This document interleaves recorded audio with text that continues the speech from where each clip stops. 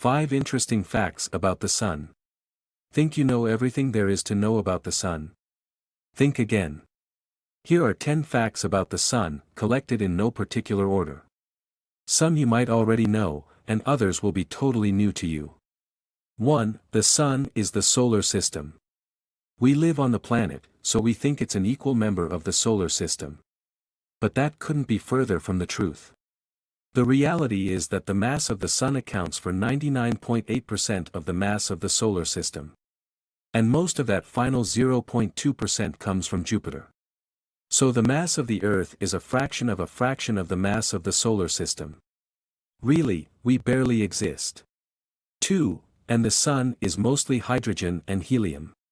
If you could take apart the Sun and pile up its different elements, you'd find that 74% of its mass comes from hydrogen, with 24% helium.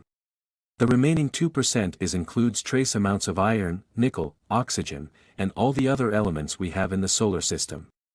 In other words, the solar system is mostly made of hydrogen. 3. The Sun is pretty bright. We know of some amazingly large and bright stars, like Eta Carinae and Betelgeuse. But they're incredibly far away. Our own Sun is a relatively bright star. If you could take the 50 closest stars within 17 light-years of the Earth, the Sun would be the 4th brightest star in absolute terms. Not bad at all. 4. The Sun is huge, but tiny.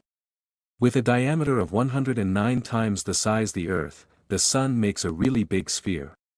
You could fit 1.3 million Earths inside the Sun. Or you could flatten out 11,990 Earths to cover the surface of the Sun. That's big, but there are some much bigger stars out there.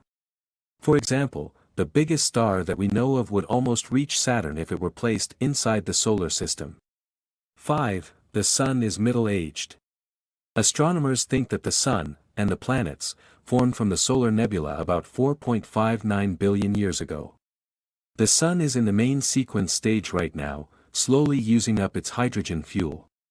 But at some point, in about 5 billion years from now, the Sun will enter the red giant phase, where it swells up to consume the inner planets, including Earth, probably.